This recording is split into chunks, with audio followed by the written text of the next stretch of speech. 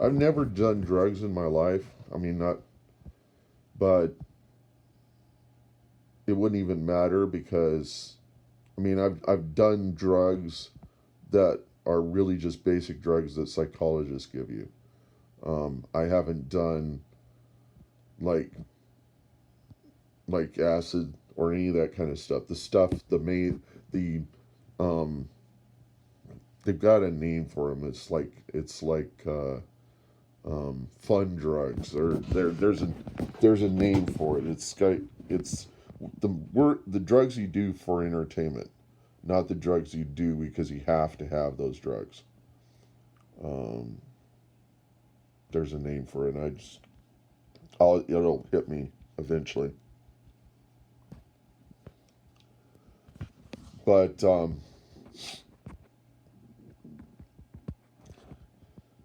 I would be closer. I'm not really that close to Hunter. I don't read books. I write stuff. And something he pointed out in that interview, the omnibus interview with this English guy, was that he had created this persona, the one that became the Johnny Depp character, which is not him. Um, he created it's a really not him. It's kind of like him through some sort of voice changer or something, or some sort of filter. And the filter is the character. It's a kind of it's a way that I guess he deals with reality, um, or he would not, or something he would use to distance himself from the public. And he said, as a result of creating that character, he could no longer be a journalist and show up at an event. And this is actually in the documentary, or the interview, documentary, whatever it is. And you can tell that the Monty Python guy, the guy that does all the cartoons and stuff, um, Terry Gilliam, you can tell that he must have like went through all of the media and stuff that Hunter had been involved with, including that omnibus one, and that's what influenced how he made the film, because he used pretty much the same visuals and everything. It was a great movie. I really liked it, but you knew it couldn't possibly have been real, and Terry's perfect for that because he's his imagination is beyond reality. I mean, all of his everything he does is cartoon like, and so and it's unbelievable, and even unbelievable to the to point that even the unbelievable stuff that other people does is like nothing compared to Terry's stuff. So Terry has to take it up a notch, and I like that. But I'm completely not like Hunter or Terry in that I prefer absolute reality or absolute truth, and that is really not something you would want if you were to become popular, or I mean, to be completely accountable is dangerous as fuck. And that's the reason why I believe they have to create these personas. They have to create these, just like I said with Kiss. I never understood why Kiss put on makeup and all that stuff. And at the time, the big deal at that time was either that the media was very that there was so much control over the media, or over the media that actually would interview them and stuff, that they tried to keep Kiss's personas secret from the public.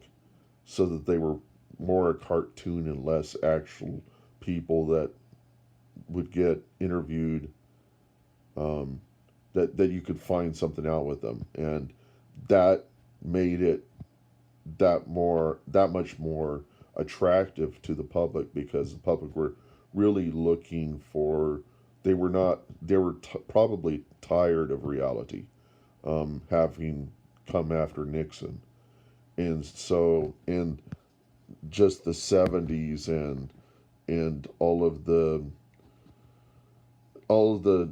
fear that, that the government and everything was, I mean, that everything was going to come apart because of the gas shortage, and you know, and the fact that people wanted to go into space but nothing was happening. All that stuff had pretty much stopped by that time and didn't pick up until the 80s, you know. And so people were kind of like, okay, are we going to go into space? You know, why aren't we going into space?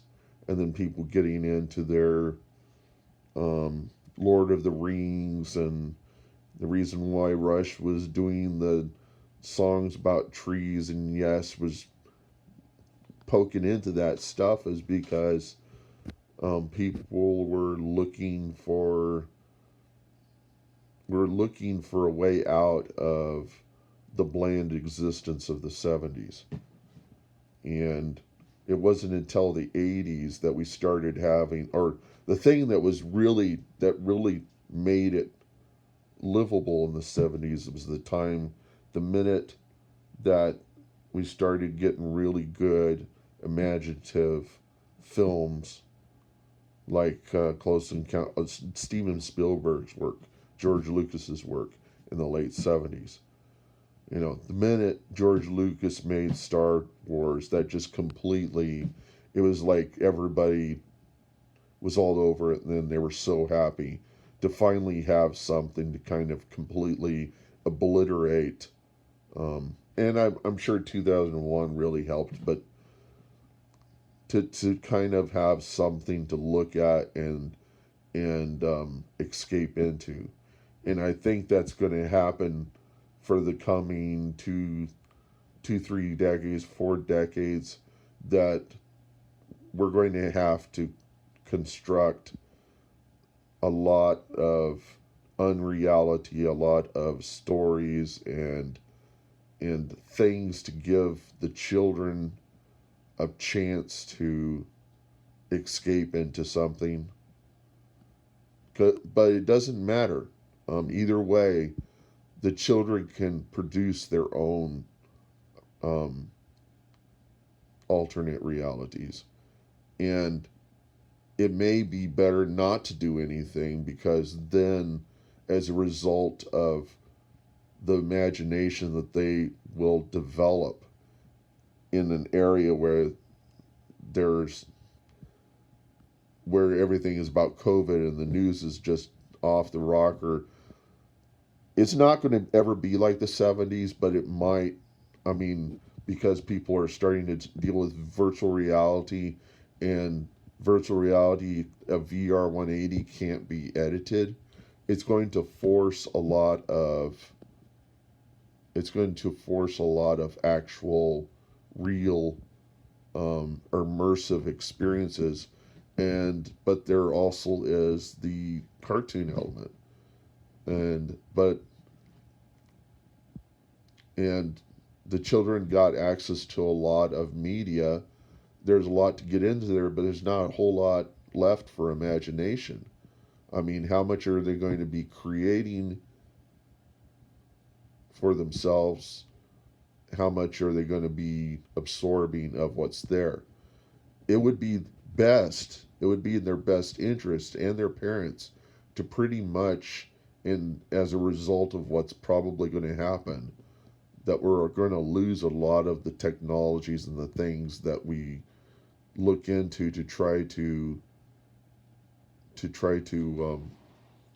escape into. That's all going to disappear, because we're going to come to the realization that we have to go out and work to maintain what we used to have and might not ever be able to get back to.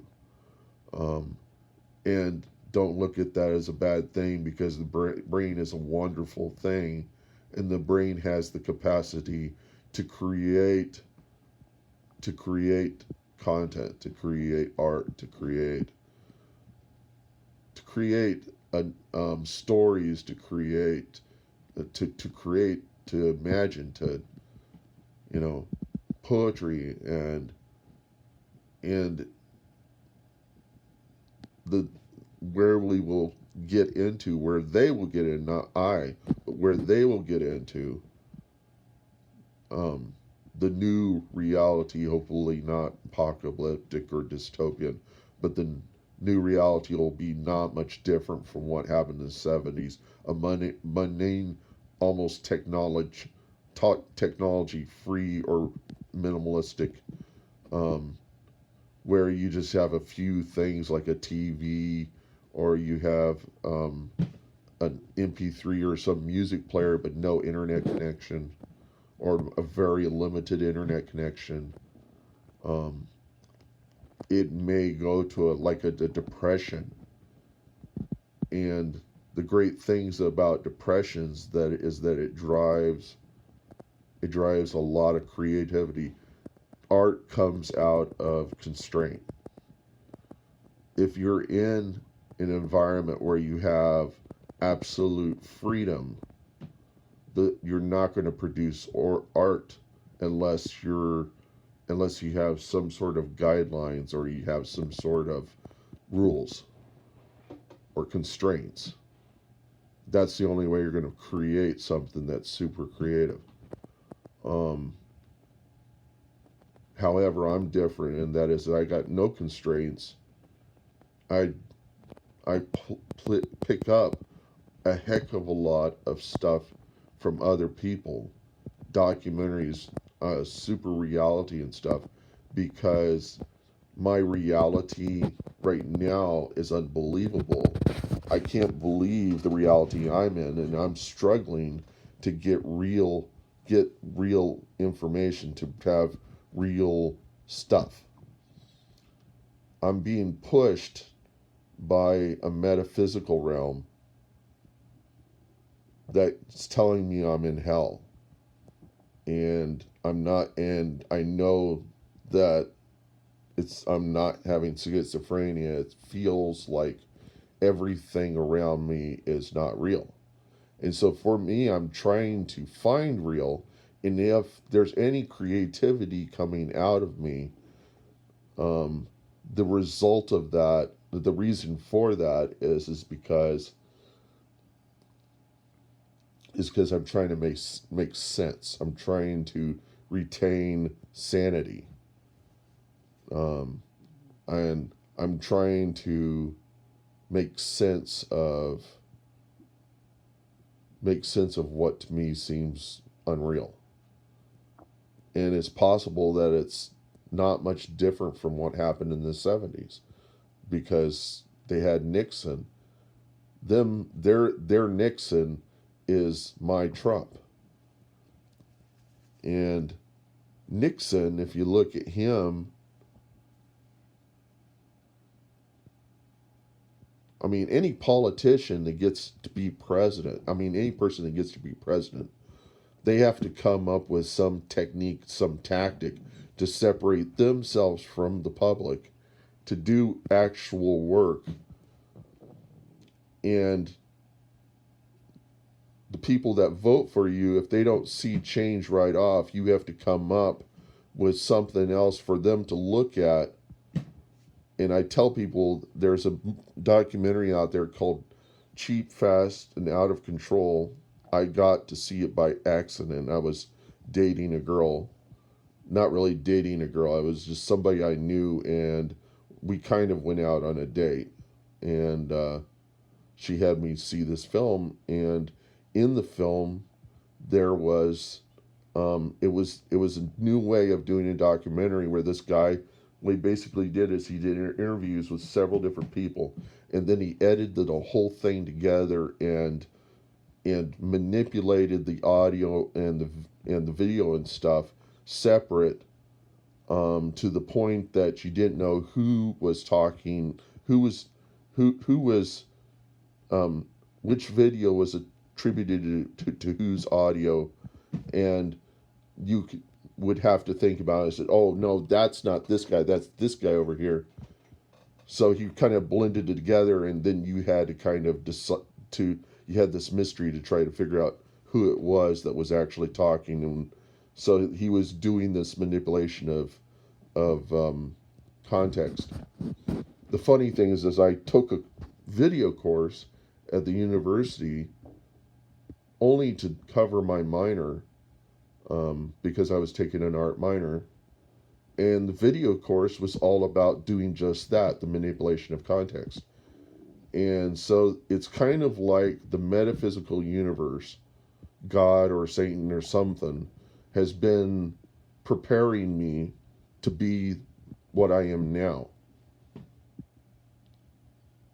No matter how much I think I'm off the route, I keep getting this idea that I'm still en route, and there might be some purpose for me being the way I am. And it's just so bizarre. And the thing is that I pull from every experience that I've ever had. And I've never thought that I had a whole lot of experience, or that I could have any amount of originality or anything. For me, if I have originality, it's accidental. However, I do have a good imagination and creativity. I'm not one of these guys that goes around and writes poetry and makes comic books and has to create a alternate reality. I'm dealing with a problem of being able to determine what is real, not in a schizophrenic sense, because I don't have schizophrenia, I don't hear voices or anything like that. It's more that I am so sensitive to the smallest little thing. I could create I could create superstitious rules, but I don't want the superstition or the need to try to make sense of the very little things that are occurring to me. And I put forth the idea that I'm being put on the Job, in the Bible, the Job experiment, where basically God kind of sits back and lets Satan mess with Job, and all of his friends are like telling him, just rebel, just curse God and get over with it. And Job's just trying to retain being Job, just trying to make sense of it and why everything is so screwed up. And that we're pretty much in the same position. And I feel like that this probably happens to every single Christian, and we all end up going into parallel realities.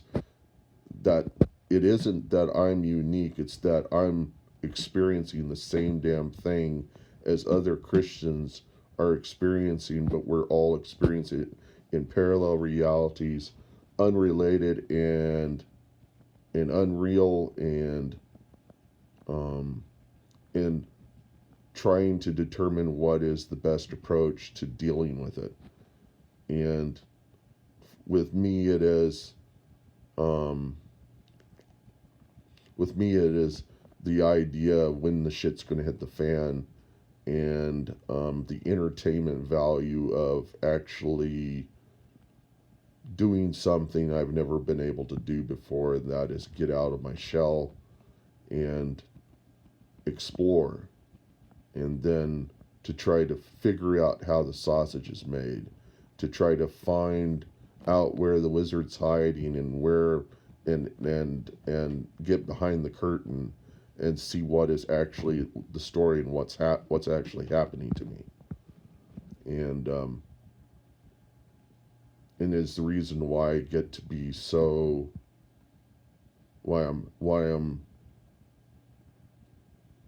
how I am right now. And the thing is that all the stuff that I took for granted of in the last 50 years, all the stuff that I thought I could trust is making is I'm starting to have um, a different perspective on it that basically questions it all. I question it all, and I try to make sense out of it, and I find that there is answers to things that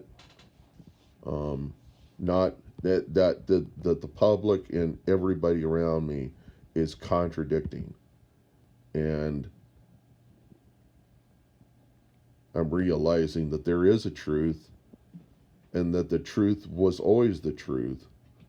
It's just that people misinterpreted it so much that it created a reality around me as a kid and through my life that was a lie.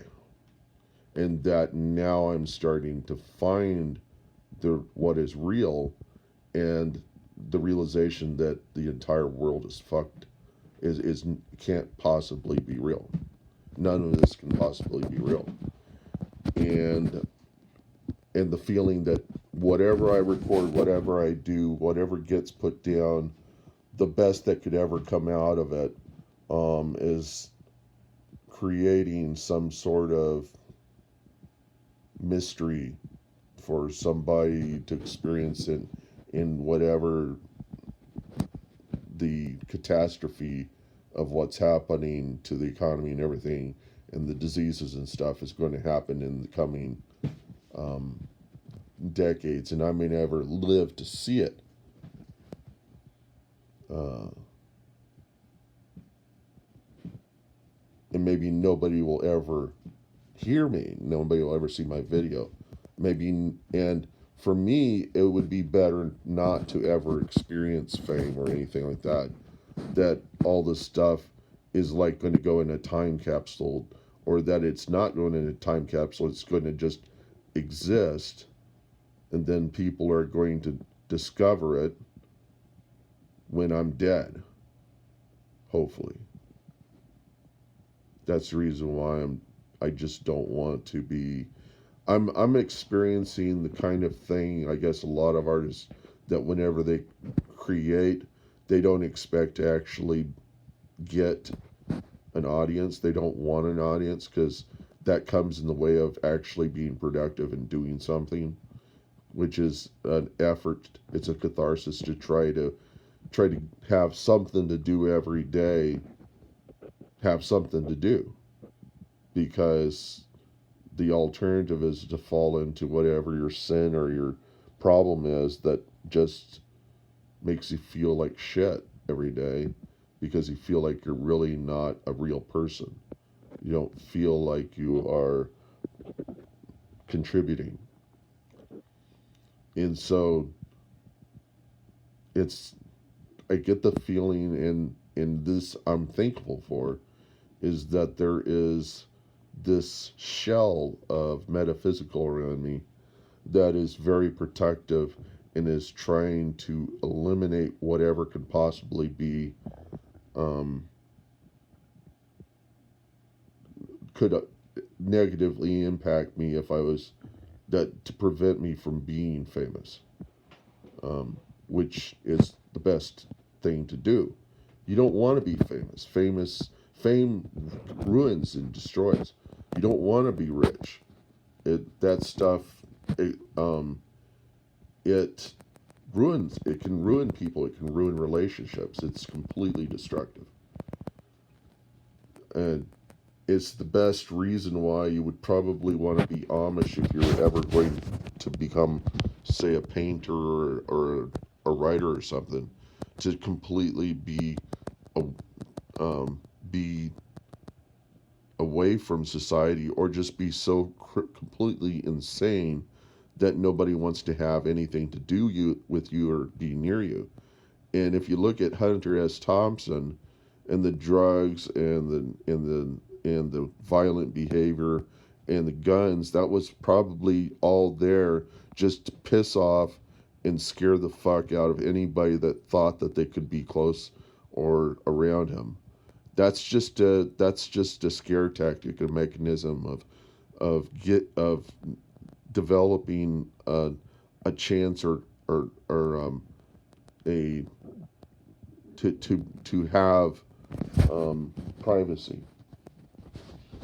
because when you get to be popular, you lose your privacy, your you lose your life, you not in a good way but in a really bad way, and you fail to identify yourself as being the way you are, and your identity gets shaped by the media and the people around you, and you're forever trying to get back to being what you want to be, and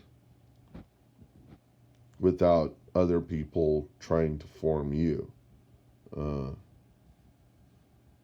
and there are examples of people where they were a performer of some time for some time, and then at one point they just completely flip and they stop being that performer. They go on and do something completely different, and everybody's like, what the fuck? And the reason why is because we deal with this consumerism where people buy products, and I understand this experience also from my addiction. Certain porn stars that I really like are just they come in, they make a few movies, and they disappear, and I'm just like, what was that? I enjoyed that. Um, I know people can't identify with that, but if you are an addict, um, you start to become a fan of what what reality that is producing, that you can deal with, but nobody else can deal with. Society can't deal with. Society can't visit because um, it involves a certain amount of danger and a certain amount of sad, um, depressing existence. I mean, people who are in the drug culture, if you go up to them and talk about, I mean, they're sitting there talking to each other about all the drugs that they've done, and there's a whole culture out there that wants to deny them the drugs, and they're trying to explore something that nobody else wants, that everybody else sees as a potential for destruction, and the destruction of everybody, and they're going to put them in jail for just being able to want to have the will to try something different that's out there, that all of these things that try to keep us civilized are, because they're putting so much constraint, so much laws around it to prevent you from doing it. It makes it so much more enticing to pursue those those um you know and there's there's a song where a guy talks about having a little bit of illegal fun, and it's like, it's kind of like it's like fireworks, um, fireworks can cause fires, and so as a result of that, they'll deny you the fireworks that you want to go out and experience. They'll give you something that's watered down, that's just not as exciting. And so you're always looking for something that's cheap and exciting and dangerous, um, that society won't touch. And you do dangerous behavior, you do drugs, you do alcohol, you do sex, you do all of that stuff, and then you produce a cult and a mythology and stuff to try to piss off and get the world distanced so that they can go off and be who they are, so that you can be who you are.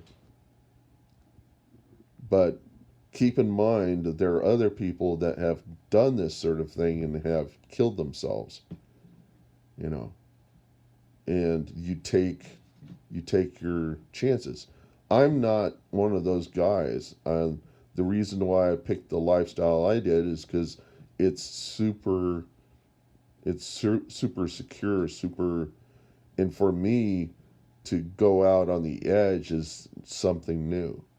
And for me, what I'm doing now is really, I'm pursuing, and I guess